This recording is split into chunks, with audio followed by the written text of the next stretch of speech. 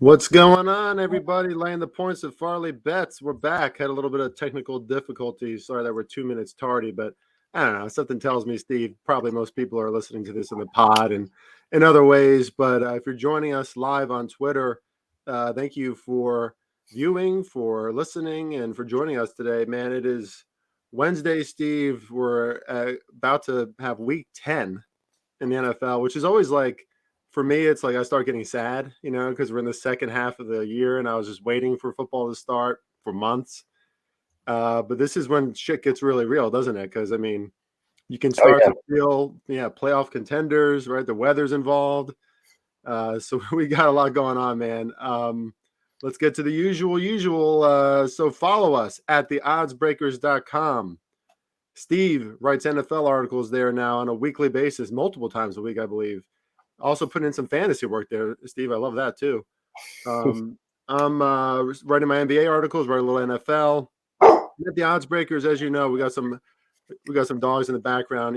That's just what happens in a live pod. That's what it is. But yeah, guys, we write pods in the NBA, NFL, UFC, baseball. I mean, you name it. It's at the Odds Breakers. We talk about it every week. And the Odds Breakers is kind of really gaining some steam. I mean, there's just so many writers. So many winning writers on there all the time. So please check us out. Check us out on Twitter as well. Check out Sports Wager U on Twitter. That's at Sports Wager U. Had our fourth class last night on the NBA and college basketball, and I taught the NBA part. That was awesome. I'm going to move this mic closer since I always come in so much quieter than Steve in this damn thing. But yeah, man, that class was really good. Check out Sports Wager University. Check out the website. Check it out on Twitter. That is just going to be, I'm just so excited about that. I know I say that every single week, but we're starting a real deal sports wagering university. I mean, it is what it's called, and it's awesome. And then finally, at BetUS TV, check me out 4 times a week on the NBA show, where we give out our picks. A lot of winners on that show. I'm 20-12 on that show right now. That's over 60%, so not too shabby. And with that, please follow Steve at Snorm on Twitter. Follow me at Chris R. Farley 1, aka Farley Bets. I think you can search for that and find me. And we're back, Steve, for another week of NFL action, grinding and grinding. And let's go over our records here. I don't care about the dogs, man. It's fine. It is what it is. People, we're living life. So last week, Steve, I went 7-6. For plus 4.7 units. I'm not sad about that, Steve, because I mean, I just feel like a lot of weird shit happened last week. But Steve, I feel like I should have been 9-4, but those GD Steelers really let me down, man. I mean, they were controlling that game from start to finish. Keeping Justin Fields in Chicago at bay like I thought they would. And then all hell broke loose after that punt return fumble. So for the year, I'm 63-60. It's a little too close to 500 for me, but NFL kicking my ass the last few weeks a little bit, plus 8.2 units. And I guess this is a good time to mention, just on my behalf, follow me, especially with follow me in the NFL and the NBA. But positive regression is coming for me in the NFL. We're not doing bad. I just want to do better. But in the NBA so far, 37-26, 59%, plus 15.64 units in 3 weeks. And you can get my premium plays at the Odds Breakers. Okay, Steve, I'm talking a lot. Tell me how you did last week. Yeah, that was week 9 was just a frustrating week in general. I mean, we had a lot of upsets, obviously, but it wasn't even like they were close upsets. They were just complete blowouts where it wasn't even, you didn't even have a shot against the spread. It was a very strange week. And of course, like we talked about that Steelers game, and ended with a very strange way to go again with the Steelers up 14-0 and then letting the Bears come right back in it to cover the in there. We went 6-9. It was my first losing week of the season, unfortunately. Minus 3.98 units, bringing our total unit count back to 36.89, with a now at a 62% win rate at 82-50 overall. Really looking forward to jumping back into it this week. I kind of think we're going to see a lot of those teams that were upset last week, hopefully look for them to bounce back this week, and liking a lot of them as well. Steve, did you say 82-50? Yeah. All right, just live advertisement here, guys. I know Steve had a little bit of regression last week, but good Lord, Steve, that is 62%. Okay, that's 132 picks. That's 62%. I would love to hear any other sports bettors out there. I'm not seeing anybody hitting at 62% in the NFL this year. So Steve, that's something to be very proud of. Even after a tougher week, you're hanging in there, man. I mean, you've been so far ahead, that you're sustaining it. So that's awesome. Little disclaimer here too. Steve, there's some technical difficulties on Steve's end. So Yeah, if the he gets dog. knocked off or something, It yeah, was you got Bobo dogs. Bet. It's actually Bobo this time. it's The the actual Bobo dog. side. Yep, it's the Bobo. All right, we should be good now. I mean, in the city that Steve and I live in, the internet isn't always ideal. So that's just what happens from time to time. Internet's But not ideal, and if someone walks by your house, the dogs go crazy. oh my God, I know. I have a 100-pound German Shepherd. Some of you might have seen that on my social media, and he goes nuts. Those basketball skills. Yeah. Dude, Steve, I was feeling so. I played a little basketball today outside, which is just it's getting scary for me on blacktop. And man, my bones, man, they're moving slow, Steve. It's not good, man. All right. All right. Circa. Let's talk about Circa real quick, Steve. Oh my God.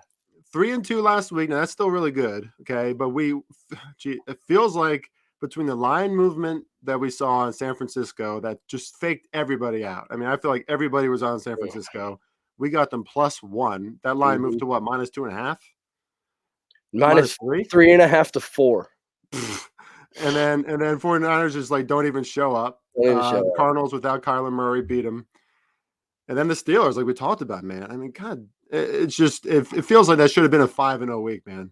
5-0, 4-1. The week before that, having the Vikings against Cooper Rush felt like a 4-1 week too, and it's just not going our way right now with these. Thinking we're on the right side of it with these early lines that are moving, and then that could be a trend maybe to look at now going forward. Yeah. I mean, the good thing is we're sustaining. We're 29-15-1. It's a fantastic record still. I mean, we're talking about what is that? That's around 60%, 65 maybe. And I'm gonna look that up as I say this, but still on the third page of the circuit contest. I mean, we're up there, Steve. We're right in it. Just need more 4-1s and 5-0s, man. I feel like we're getting robbed a little bit, but okay. With that, we have a big slate again. Every week's a big slate in this 18-week NFL season. 14 games, and let's get started with a Thursday night game. Ravens at the Dolphins. Dolphins +7.5 at home. Totals at 46.5. Let's start with you this time, Steve. Yeah, you got the Ravens going into Miami, and it's a short week, but I actually really like the spot here for the Ravens. Lamar Jackson's from the Miami area. You would have to think on a Thursday night primetime game. I'd love to see Jackson show up and show out for his home crowd there. Miami is 0-6 against the spread the last 6 games playing at home against the Ravens. So the Ravens historically do play very well down there. One thing that is really making me look a little closer to this game, though, is the betting percentage. We have 81% and versus 19% on it. So that's just something because we're over that key number of 7. So that is something to keep an eye out on. But I think this is a little too strong here. I really like the Ravens. Tua is going to be out again. Brissett's going to get the nod. They did okay last week against Houston. I really liked Houston in that spot there, so I was actually shocked to see Miami take care of them the way they did. But the Ravens are just a tough team.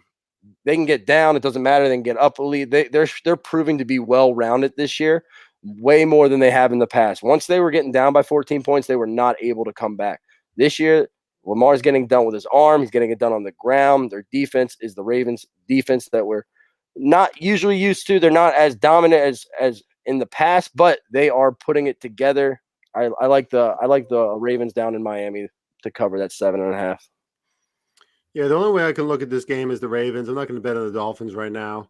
I mean, they won that game against Houston, but talk about a shitty game. I mean, the under hit on that one, so happy to see that. That felt pretty predictable, but you never know in these NFL games. I mean, totals in the NFL can just be so very. I mean, we look at that Steelers and Bears game on Monday night. That looked like the surest under in the world. and then they end up scoring over like 50 points. It's just Yep.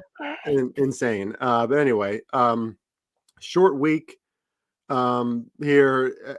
It's Texans. Texans. You don't know what to think when the Dolphins beat the Texans at home, right? It's just not like a staple win or anything. Mm. I saw Tua is questionable, but you said that Brissett is in this game for sure. I saw on the Pro Doc that let me see, I'll put it on here real quick. Yeah, it looked like Brissett was gonna dealing with broken finger, likely to miss week 10, leaving Jacoby Brissett. So he says he's likely, so that's probably why it's questionable still. Yeah. The only thing that I'm having trouble analyzing and kind of balancing in my numbers, Steve, is Lamar Jackson getting high praise this week after a comeback victory. It's good to see a quarterback and a team who can come back like that. That is kind of what separates the greats, right, from just the pretty good.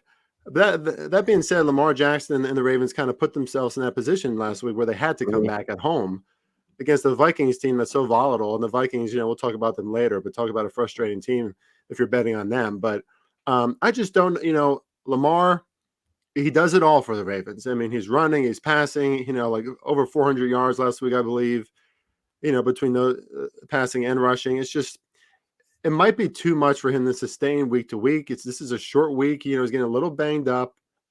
The only way I can look at this is the Ravens because it's a much better team than the Dolphins, but it is in Miami on a short week. Probably just going to pass on this one, Steve. All right. Jags at the Colts. Colts minus 10.5 at home against the Jags. 47.5 is the total. Steve, you called that big Colts victory last Thursday night. Of course, they almost allowed the Jets to come back. But that was getting a little too close for comfort. But the Colts took care of business there. This is another situation where they should take care of business. Jaguars off a big win against the Bills, and that was a very weird game. It makes you scared to bet those big lines a little bit now, right? But Colts look like they're firing on all cylinders now when they want to. They kind of gave up and let their foot off the gas at the end of that game last week. But this is a really good team. I think this is the team that I envisioned at the start of the year. Just a very complete team, well coached, playing hard on defense. Carson Wentz starting to figure stuff out on a week-to-week basis. Again, nothing that's going to blow you away from a stats perspective, but he gets the job done. And then, you got the run game going like that with Jonathan Taylor. It's going to be really tough to stop. Jags aren't exactly the best rush defense in the league. This is a game that the Colts should be able to control. The only way I can look on this one too, Steve, is the Colts. I don't know if I could take the Jags here, although it is a divisional matchup, and we do see those typically a lot tighter, a lot tougher. I'm not sure what to think about that total. I think it's just right where it is, so I don't see any real angle there. But the only side I can look for now is the Colts. What do you got on this, Steve? Yeah, I'm with you on this one. I like the Colts. I mean, Jacksonville, they did get that win. But I still see them after having that massive win. They could easily come in and have an immediate letdown. They're that type of team. They're not the type of team that's going to be able to build off of a win and get better from it. I don't see that happening with just the young talent, the coaching, and Urban Meyer. I feel like that was their victory for the year, and they're excited, and for that, their big victory for the year, second overall. And the good thing about that win is the Colts won't get caught sleeping now because they know, okay, you can't sleep against this team. They've just beat the Bills. We have to come off, I think, coming off a Thursday night, so it's almost like having a longer weeks to prepare. The one thing is about this Colts team, and you said it last week, this second half defense is letting teams just like come back easily. Like they almost gave up covering that 10, I think it was 10.5 last week against maybe 12.5 against the Jets right there at the end. So it actually made it a lot closer than it should have been. They've done this before with the Ravens, let the Ravens come back from when they were up 14 points. So it's just one thing to be cautious about. Still think that the Jags aren't capable of being able to compete. I'm looking for a big win at home for the Colts here. And I think Lawrence will still have his rookie mistakes and just feed Jonathan Taylor that ball. Yeah, this is just tough with these divisional games, right? But the only way I was thinking maybe, Steve, you're gonna have something snarky to say about the Jags and make me think about that. But I'm glad we're on the right side because this is a big line though, man, for the Colts in the second week in a row. Anyway, Browns at the Patriots. Can't wait to hear what you have to say about this one. This is a really interesting line. Yeah, Patriots finally getting a little bit of respect, right? -1 finally. Yeah. at home, totals at 45. Yeah, I mean, Patriots are getting you know, I've I keep going against them every week, and because I don't believe in them. I don't want to believe in them, right? But their defense is just taking care of business, absolutely getting it done. It's not like Mac Jones got it done last week. He didn't. He went 12 for 18, 122 yards, one touchdown, one interception. Like he's not lighting the world on fire, but that defense is just in that Carolina game, when Carolina would drive, Sam Darnold would just throw the ball right to them. So they're taking care of business. Key notable players for the Browns to look for is Chubb and Felton are both on COVID IR. They're both vaccinated, they said, so they could still possibly come back, but that would be a big loss, especially in Chubb going on the road in New England. No, traditionally, historically speaking, the Browns struggle in New England, but those are the Brady years, so we can't really base anything off of that right now. But it is still Belichick, and that is going to still be potential here, I think, for a big defensive battle from both of these teams. And because of that limited Mac Jones offensive capability, and if we're not getting Chubb here, I'm actually looking to see Belichick, scheme against Mayfield, and I think this is where we're going to see maybe an under possibly hit here. So I'm leaning on the under here at 45. Yeah, I think what we're seeing a lot in the NFL this year, Steve, and just a point that I wanted to make is we're seeing teams who stink it up one week and then the next week they answer the call. Oh, It's happened time and time again in many situations. oh, 2 weeks ago, the Browns stank it up, came back last week, impressive win at Cincinnati, all around win. Baker Mayfield efficient, 14 for 21. Chubb had a huge game, I think nearly or maybe over 150 yards. Now you said, yeah, he could very well be out of this game. We're not sure about that yet. And respect for the genius, respect for New England and the Patriots. Mac Jones doesn't have to do a lot because his defense is playing so well. The running game is doing really well. They ran for almost 200 yards last week. This is a Patriots team who's sneakily, maybe not so quietly anymore, really in contention. This is a team who could still win the AFC East. That sounds maybe crazy because everyone's just crowning the Bills, right? But it's not true. Mhm. The Patriots, I believe, are 5-3. They're right there, Steve. Let me just look that up and verify that real quick. 5-4. If Okay. if the season would end, if the season would have ended after this week, the Patriots make the playoffs right now with the The third Patriots loss. made the playoffs. There you go. There you go. So the only thing there's a lot of competing narratives in this one. Patriots are in a really tough spot here because they have a road game on Thursday Night Football the following week. So 4 days after this, they're on the road in Atlanta, and not that that's a tough team, but they're still on the road, short week. Now the Browns, after a big performance, after Odell and all that BS, are they going to come back down to earth, right? Without Chubb, without Kareem Hunt. So this is, and this angle, I'm going to say this every time, Steve. Now you have Bill Belichick at home feeling himself with this defense, and you have Baker Mayfield, who I hope across the world now, despite all of his commercials, we kind of see who Baker Mayfield is. He's a good quarterback. He's not a great quarterback. And is somebody who probably Bill Belichick could really expose. Steve, the only way I can look in this game right now, unless something else comes out and changes my mind, is the Patriots. I think this line is favored, and I think it's the right side. I think it's at home. Essentially, we're saying this is a pick 'em if you give the Patriots like a 1 point, home field advantage. But it's basically a pick 'em. I like what the Patriots are doing. They're not showing, this is a disciplined, smart team, right? Bill Belichick teams are smart. You have to know, you have to have a high football IQ to play in the system. I just like them to outsmart and maybe to outplay the Browns in the tough spot for the Browns after that big win and after all these injuries that the Browns are enduring. Let's not forget, Baker Mayfield is not exactly 100% still. There's no way that he can be with all the injuries that he's been doing. Steve, sounds like do you have anything to add to that?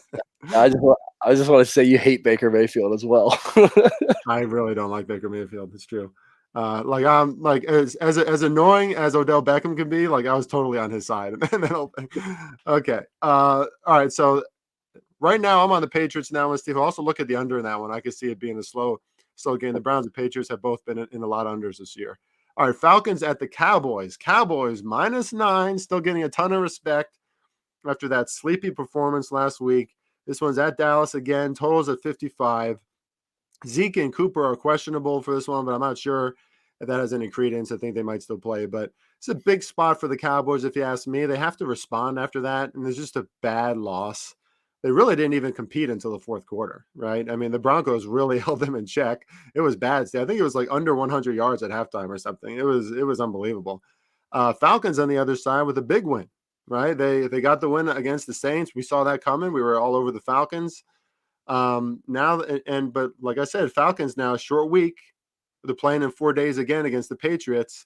Not a great spot for Atlanta. I mean, they are at home, but they're on the road for this one, so they're gonna have to travel back there. For me, Steve, there's one narrative in this one that I'm really looking at, and it's a redemption spot for Dak. And you called it last week. You thought that might happen last week. I think this is the week for that. Lethargic all-around effort from the Cowboys. They had they were on fire before this. They covered every single one of their games. They want to return to that. They liked that perception on them. They were feeling the energy from that. I mean, I don't think this Falcons team, who probably feels a little too good about themselves after that win, is going to pose much of a threat, especially on defense against Dak and that offense. I hope that Zeke is playing. I don't think it matters. I think the Cowboys blow out the Falcons, and I might think about this as a circuit play. Well, I love it because I'm absolutely on board with you. That's my narrative going into this week. All these teams that got blown out last week, you have to like them to bounce back this week. And I think the Cowboys are that type of team to do just that. One thing I'm really looking at, if you look at these Falcons game in the third and fourth quarters, especially the fourth quarters, they let teams back into games or just let team give up completely on defense.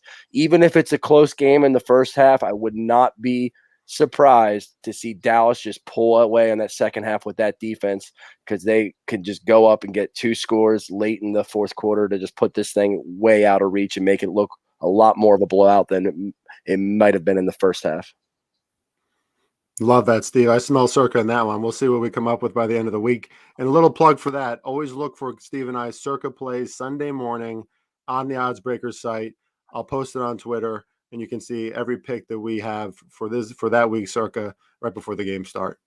All right, Bills at the Jets. Steve, the whole world was waiting for another big Mike White game, and he was he was put on the bench, got a little injury during that game. It looks like he's coming back for this one. Mm-hmm. And then Mike the White Bills back. Mike White in the house. And then the Yeah. Bills after that horrible showing in Jacksonville.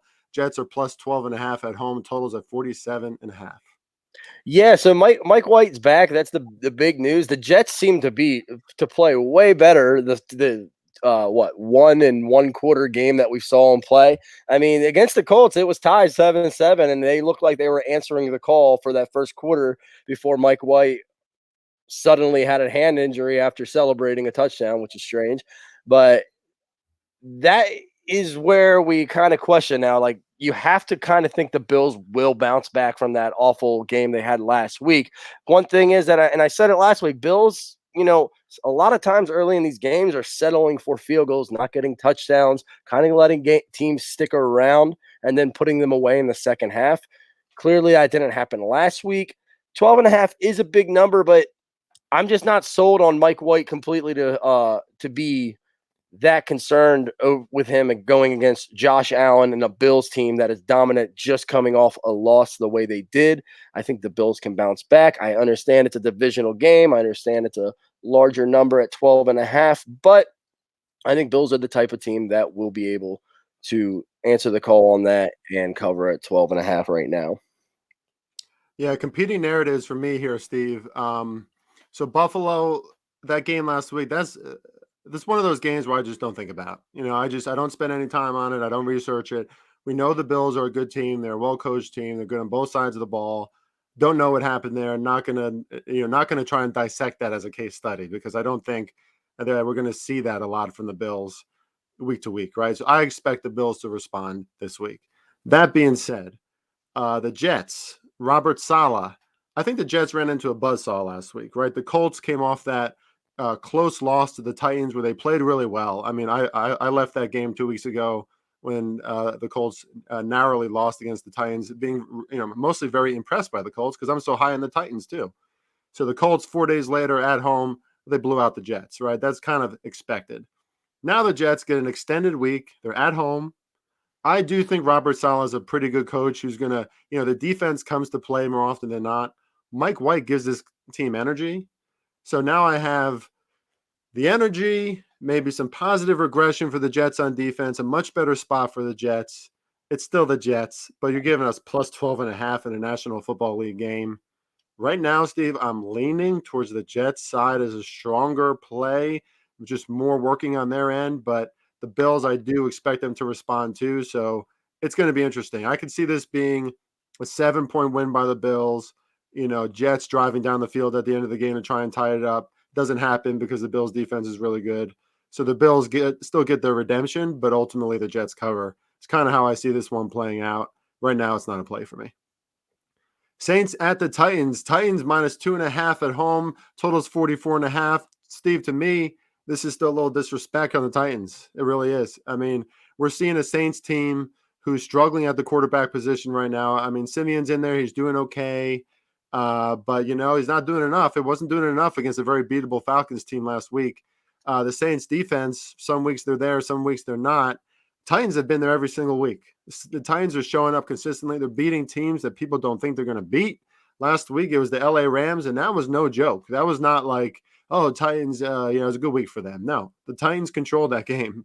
The Titans defense, I really thought, I went to bed that night because I was up by, I think the Titans were winning by 2 touchdowns. And then, Steve and I had them +8. So I was like, all right, I'm going to bed. I need sleep. I woke up and I was surprised to see that the Rams didn't score like a lot more points. I mean, the Titans defense prevented the Rams from coming back. That's impressive. That's a Sean McVay offense. Matthew Stafford is some of the best quarterback numbers in the NFL this year, and the Titans defense prevented the comeback. To me, that's extremely impressive. Again, I say it every week. The Titans' stats on defense aren't going to blow you. They're not going to blow you away. It's not going to seem like they're a great defense necessarily, but they make plays when they need to make plays. Tannehill can move the ball. I know Brown, I believe, is a little questionable right now, but I think he's going to be fine. Steve, the only way I can look at this one is the Titans because week after week they're showing me that I can trust them. Yeah, I mean, with good reason. They're 7-2 against the spread. We're at under a key number here at 3 as well. But one thing about the Saints, they are actually 4-0 against the spread when they're underdogs this year.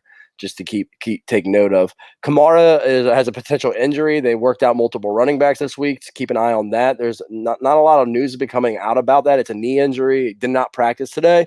The Saints didn't really come alive until the fourth quarter. They almost came back and actually won in the fourth quarter, but they were flat the entire game until the fourth quarter. Again, going back to the Falcons, letting teams just come back in and score as many points as they can in the fourth. But the one thing I was really thinking about this game when I was handicapping it myself, looking at it, I had the Titans at like minus 8. And then I saw the line. I was like, wow, that's really weird. Why is it like that? If we think about that game against the Rams, 14 of those points came on an 11-second stretch because of 2 interceptions thrown, 1 pick six and 1 thrown, almost basically a pick six by Matt Stafford. So, yeah, the defense did hold the Rams. They played them very well.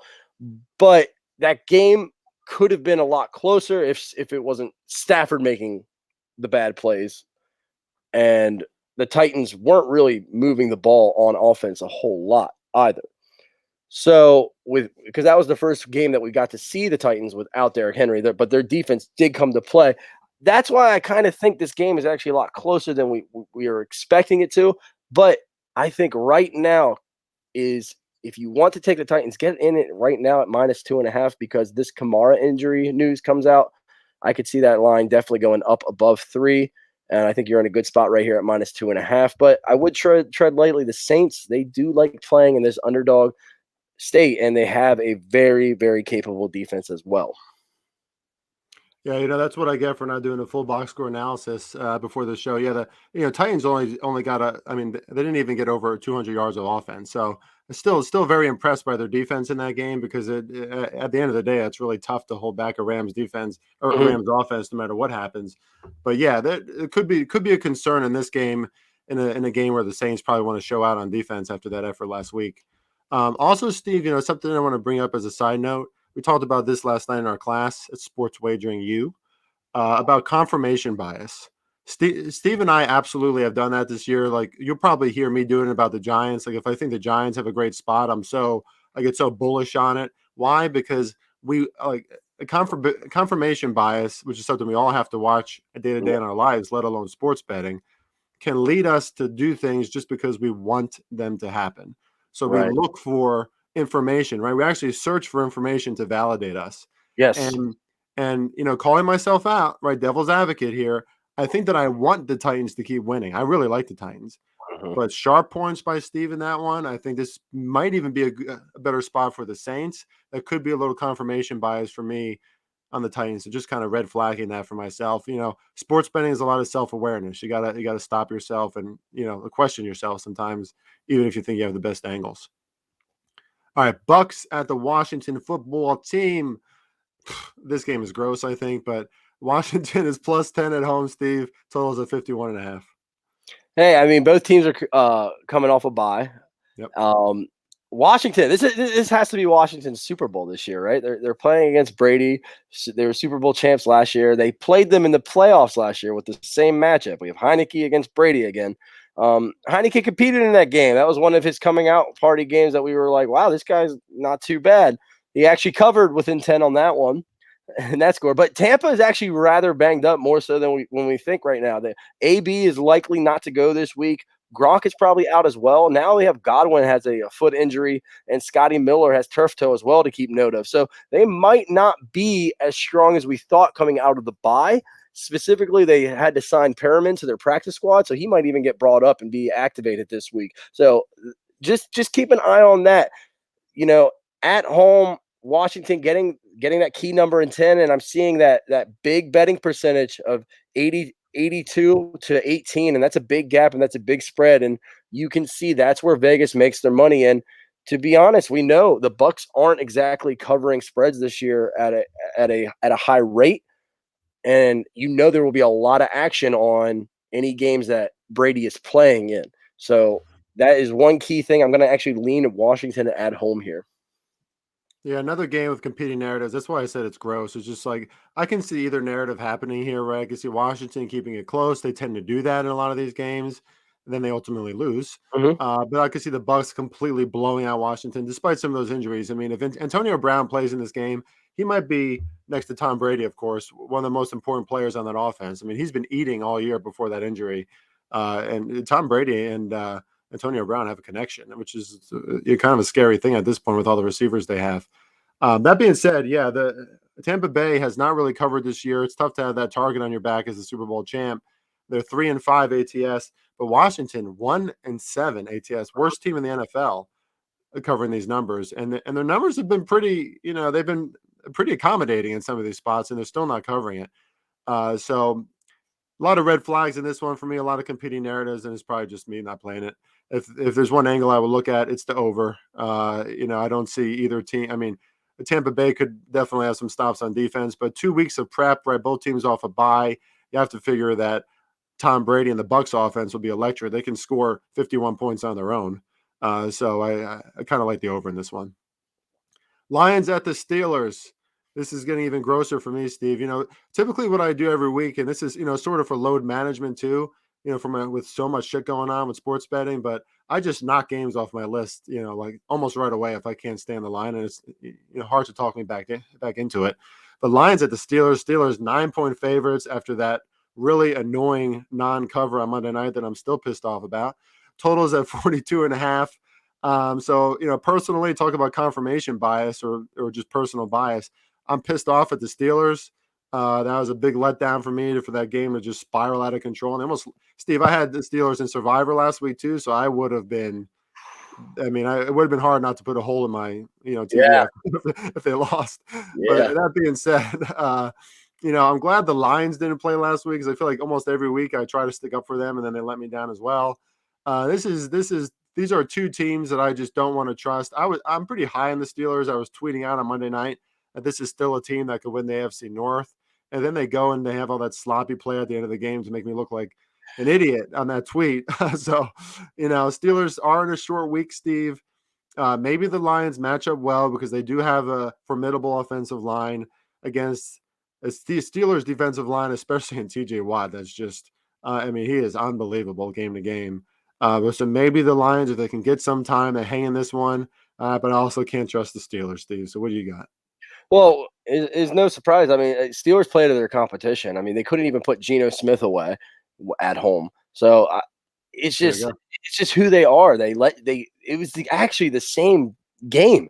They got up 14-0 and let the other team come right back in it. It reminded me just like the Seahawks game we saw on Sunday Night Football.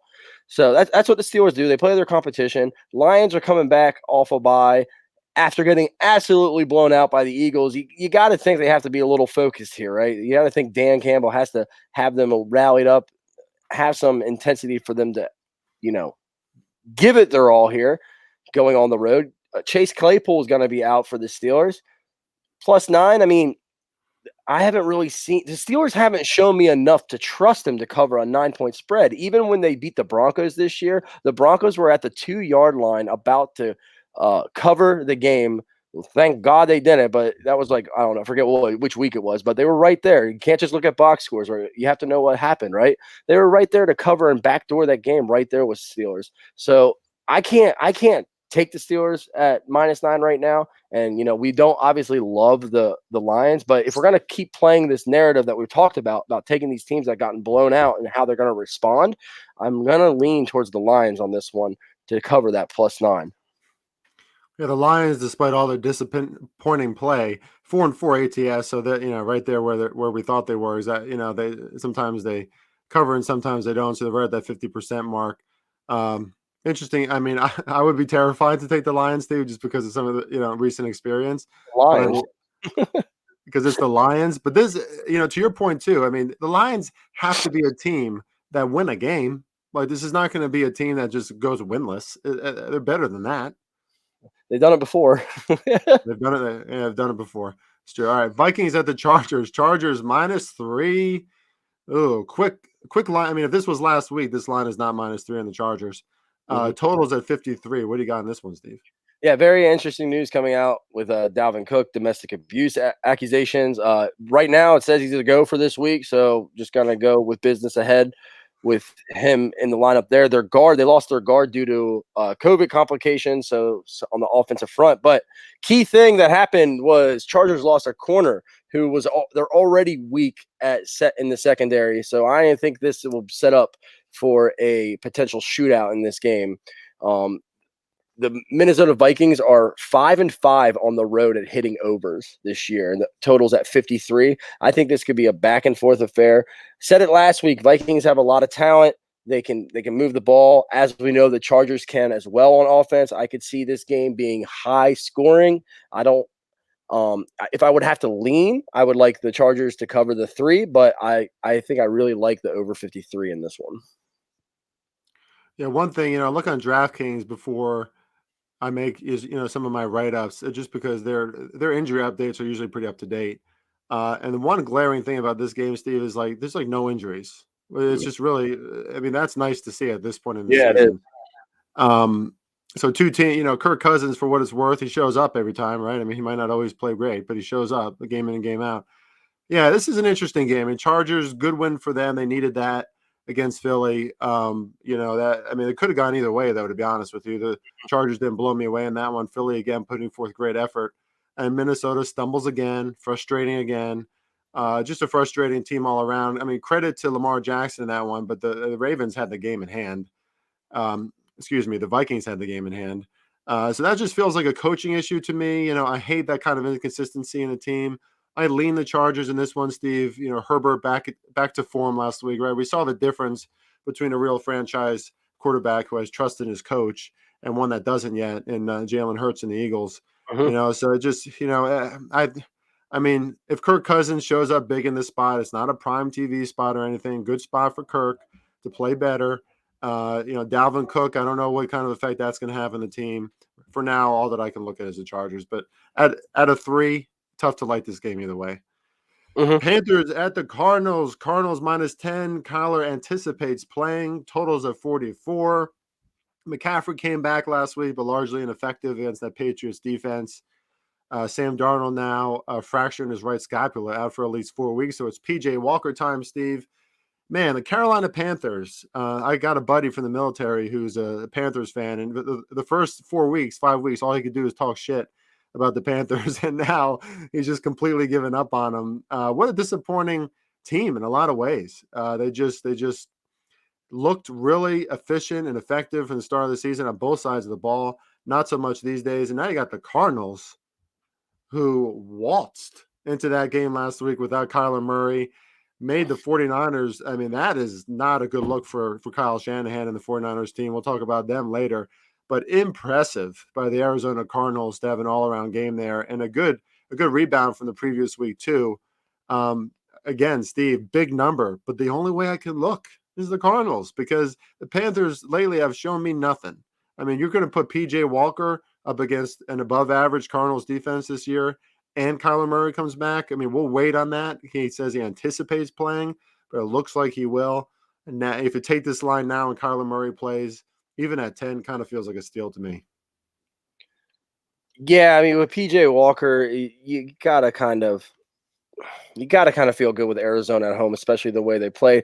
If Murray does come back, I hope it just isn't too soon and he's not feeling 100%. If he's not feeling 100%, and that game kind of gets funky in that way.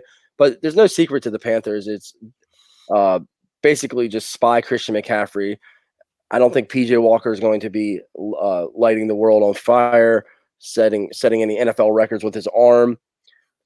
This is an ugly game, I think, right now. We have to look at a lot of these injuries with Hopkins, see if Murray's fully coming back. If Murray doesn't go for some reason, then I might stay away from this game altogether, because Colt McCoy, yeah, they had a good game last week, but I would never trust Colt McCoy in covering 10, even if it is at home, even if it is with this Arizona offense and defense. But with Murray, I have to lean towards Arizona at home. They haven't shown me a reason not to yet. Yeah, absolutely. I mean, it's got these big lines though, huh? I mean, this is kind of the Kyler Murray story too, isn't it, Steve? Halfway through the season, gets a little injury bug, and Mhm. then things shift. We saw that last year too. So Yeah. hopefully he doesn't, hopefully he doesn't experience some kind of negative regression now in the second half of the year, because he always starts off the first half of the year on fire. At least the past 2 seasons. All right, Seahawks at the Packers. A ton up in the air for this game. Packers -3, 49.5.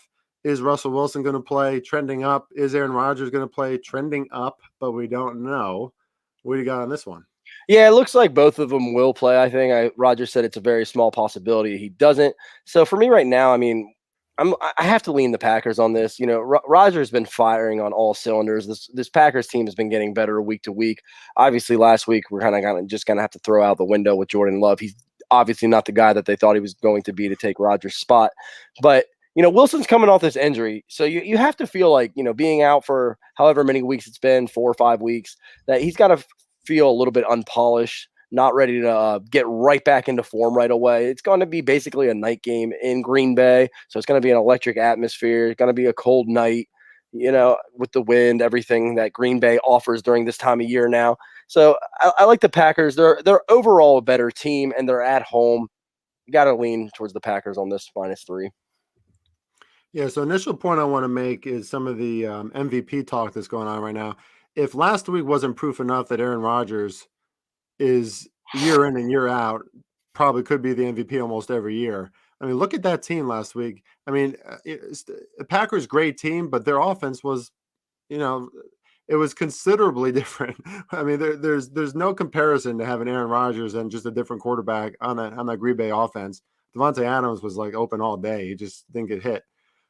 There's just you might not like Aaron Rodgers, you might not like that you listen to Joe Rogan, whatever, but the guy is balling this year. He's confident, but the thing that I kind of have a red flag on this one, Steve, because we don't know the effects that COVID could have on Aaron Rodgers coming back. We have seen that affect athletes sometimes.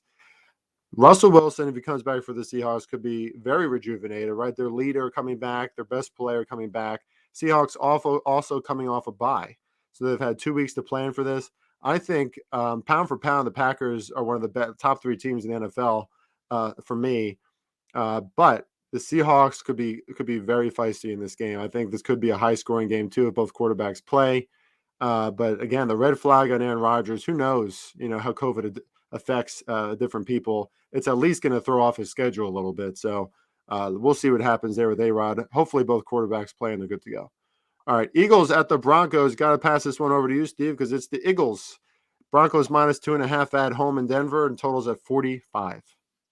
Yeah, I was actually pleasantly surprised at the effort that was the offensive production that we saw last week with Hurts and the Eagles. I actually really liked them in that spot there. It just the defense couldn't get off the field on that last drive and in key situations leading to that field goal. Their defense was stopping in the early part where kind of like it in the Chargers. They're not afraid to go for it on fourth downs, but they were making those key stops to keep the game close and within reach. But Philly has been they've lost to every AFC West team this year: Kansas City, Chargers, and Raiders, all against the spread and all straight up as well. So the one thing with this, traveling to altitude at Mile High, and we're getting Denver at minus 2.5. I'm kind of leaning towards the Broncos here. They are coming off a very big win. They absolutely dismantled Dallas, so they could regress a little bit. But I think all in all, they have what I think right now a better run game, specifically with their running backs, and the wide receiver talent there is all there right now with Sutton, Tim Patrick, and Jerry Jeudy. They were absolutely firing on all cylinders last week, and Bridgewater looked good as well. One key player they I don't think they will have this week, or maybe that was last week. No, I think he will be back actually. Noah Fant should be back, I believe, off of the COVID list as well. Yeah, I like the Broncos this week at this key number at minus 2.5. If it goes over that, then I'm going to start to look a little bit maybe more in the Philly direction, because I could just see it being a McManus field goal type of game. Yeah, this is one of those games where I was looking at the Eagles at first. I feel like they really like these scrappy games where they can pull ahead at the end, they stay in the game, and it's not like the Broncos' offense necessarily going to blow. I mean, last week I believe it was mostly an aberration. That was a very strange game against Dallas. Dallas just kind of mailing it in, maybe feeling too fat and sassy, too good about themselves. But it was still an impressive win by Denver. I mean, 200 yards rushing, 41 minutes of possession in that game, just completely controlled that game from start to finish. Like we talked about before, Cowboys, I don't think they had over like 100 yards at the half. It was just bad. I was looking the Eagles' way, Steve, but the one thing that concerns me here is the Denver Broncos. We know that they've been excellent against the pass in the early starts of the season, but they are still a top 6 rushing defense too, allowing less than 100 yards per game. The Eagles are sort of predicated on that, right? They need to run the ball, they need to keep the ball, they need to keep the ball away from the other team. Eagles defense is going to show up every week. They always have players on defense, and I like them against this Denver offense. I think it's going to be a close game. I'm looking at the under for that reason, under 45. I think we got 2 better defenses here, and it is in Denver, right, with altitude. Things get just a little tricky as far as endurance goes for visiting teams.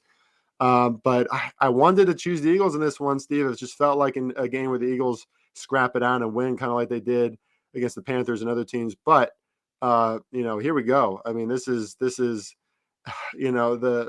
Denver's defense, the up and down nature of this Denver Bronco team is keeping them in games. And then sometimes they look great on both sides of the ball. So if that side of Denver shows up, they could cover this line. It's under 3. So right now, this is not a plan aside for me, but I do like the under. So I'll stick with that for now. Chiefs at the Raiders, totals of 51.5, and the Raiders are plus 2.5 at home. Talk about a psychological analysis here, Steve. We got the Raiders who just can't stay out of the media. Their players getting in trouble. I'm not going to even talk about this latest guy, but it's just like nonstop with the Raiders. It's just not a good look for their management, for their culture. And now you got the Chiefs, who they pulled out a win against the Packers, not very impressively. Mahomes still not looking great, threw for like 160 yards in that game. Just a pedestrian game from Mahomes, and we're seeing that kind of week in and week out. Chiefs do host the Cowboys next week. I don't think that they're looking over this game against the Raiders, but we've seen the Raiders like last year, Steve. I remember you and I in Philly watching football, and the Raiders were throwing all over this Chiefs defense, who might be even worse this year. And so, as far as the stats go anyway, I don't know, Steve. This is a sneaky game for the Raiders. Should I start believing in the Chiefs because they had a close win against an Aaron Rodgers-less Packers team last week? If anything, I have to look at the Raiders, but I'm looking at the over too. I like the over a little bit better. I think both offenses will succeed throughout this game. It's in a dome, it could be a dome. I guess they can open it up there at at the Death Star. But I like the over in this one, but I think the Raiders are awfully sneaky, Steve. Could be my big Bulls bet. We'll see. What do you got? I absolutely love the Raiders. And in a bounce back week this week, I think adding Deshaun Jackson, going out, getting him. Hopefully, they see some deep passes his way, spreading the field. I think Carr can ball out here. Like, and that was one thing I was going to say last year. Raiders caught the whole world off guard by balling out against the Kansas City. And what has Kansas City shown us this year? They, yes, it is Patrick Mahomes. They have all the talent in the world, but they're just not doing anything with it. They're letting teams hang around. They're not really putting teams away. They're not running on all cylinders. Their defense is not good this year. I think this is a really good spot for the Raiders. Plus, we're getting the points, so I'm gonna take the Raiders. I think on this one. Oh, I love that, Steve. Wow, it's gonna be a scary pick if we put that in Circa, but there's a lot of things going in their direction for this one. I think, Absolutely, including already for me increased perception on the Chiefs a little bit, right? I mean, essentially, this is saying the Chiefs are 4.5 points better than the first place Raiders team this year. I don't know about that. All right, Rams at the 49ers. 49ers +4. I'm not sure why they're getting any respect after last week. Totals at 49. Steve, what do you got on this final game's Monday Night Football? Well, yeah. So if the Rams would have won last week, then we would think, okay, 49ers are in a really good spot to bounce back after they were absolutely terrible. But Rams lost as well, so you have to think the Rams have to keep pace with Arizona for this division. They don't want to get a wild card. They want to win this division and then possibly try to compete to be up there for a first round bye. So I like the Rams here. San Francisco is 0-4 against the spread at home. They haven't shown us anything. We want to like them. We really want to like San Francisco because we've seen what they have done in the last couple of years with Garoppolo and Shanahan, but they're just not doing anything for us. And the Rams this week have Von Miller now coming in. So their defense is only going to be getting better now to show up against San Francisco. I just don't see San Francisco being able to get back on track at home. They got embarrassed last week at home. They got beat by the Colts at home handily. I don't see why the Rams can't do it as well. Yeah, no team has fallen further in my power ratings than the 49ers this year. They're a top 10 team for me entering the year. They're bottom third team for me now. +4 to me is still giving them a little bit too much respect after last week and what they showed us. Sure, Trey Lance in that game, fine, whatever, but I just can't trust this 49ers team. An angle that I'm always looking at here is the Shanahan owns McVay, right? Past 2 years, Sean McVay has not got a win against Kyle Shanahan and this 49ers team. But that being said, I mean, both teams here need a win, like you said, Steve. Bad losses last week. And I just trust the Rams implicitly. Defense, offense, Stafford should recover after a bad second half last week. But, you got that narrative. I mean, if anything, that narrative should work in McVay's. He wants to beat the 49ers, right? And no Robert Saleh this year. I think that 49ers defense, they're not going to just return to their old form because they're facing the Rams. This is not as good of a defense as we thought they could be this year. Only way I can look on this one is the Rams as well. And at -4, still a pretty good line. We're still getting under the 6, which is now in the modern NFL the most prominent number. So probably going to play on the Rams in this one. All right, Steve, I got a few questions for you to end this show. But just as a reminder, you heard us throughout this podcast. We just went over all the games. It didn't sound like we had a lot of bullish opinions on too many of these games. That's why you get our premium picks, right? Our premium picks, we're going to be fully rounded. This is a podcast to talk about all these games, give our angles, and then we have all of our picks by the end of the week. Steve, the best advertisement on this show is 80. Was it Steve? 82 and 50 from Steve. That's 62%. That's unbelievable. Look at his premium picks at the odds breakers. Look at mine at the odds breakers for the NFL and NBA as well. And with that, Steve, what are your big bullets and teasers of the week? So for big balls, I am really big moneyline Raiders this week. I think Raiders can bounce back. That was a tough spot for them on the road, especially with all the news. We saw this happen last week, or not last time with the Gruden news. That week they got dismantled by the Bears. The following week they went on and beat the Broncos on the road. This week I think it's the same narrative. Coming off that loss, I like the Raiders money line, and then my teaser, 3-game teaser here. I'm just going to tease down all the 10-point favorites here. I like the Bucks, Colts, and Cardinals. Yeah, I love that. Teasers, have been rough lately because of all those blowouts, right? It just ruins all of our teasers. Try not to bet too much on teasers with totals. I mean, the variance in the NFL is so crazy with totals. So you're probably best staying away from that. But yeah, it's tough, Steve, with all these huge margins in these games. I'm going to go with the Cowboys, tease them down to -2. That's a response game. I'm looking for teams to have a good response. Also might look at the Browns to tease them up to +8. That's over quite a few key numbers there against the Patriots. Should be a low-scoring, scrappy game. And if I'm looking at anything else, yeah, it would only be the Cardinals too at -3. Tease them down against the Panthers. Great spot there for the Cardinals. Big balls bet, Steve. I'm with you. Let's go Raiders. The Raiders. Despite all the shit going on with them, let's go with the Raiders to clean up this week. Clean up their act against a beatable Chiefs team. With that, Steve, any parting words? Hey, we did this one under an hour. It's a miracle. Hey, we did well. No, thank you, everyone. Yeah, make sure to check out our premium picks. Well, we have them going up and running and ready to bounce back for week 10. Week 9 was just a crazy one. I really like these teams to come back now in week 10. Yeah, that's the only week. By the way, that's the only week that Steve said that this whole year I have to bounce back. It just hasn't happened, Steve. You haven't had to bounce back. Had to. Here we go. Let's do it. Kind of nice to see that Steve's human. Yeah. But yeah, follow Steve on Twitter with all of his NFL plays. Follow us on Twitter at SnormSnorm, at Chris R. Farley 1. We will see you all next week for week 11. The grind continues. Let's go, Steve. See you, everybody.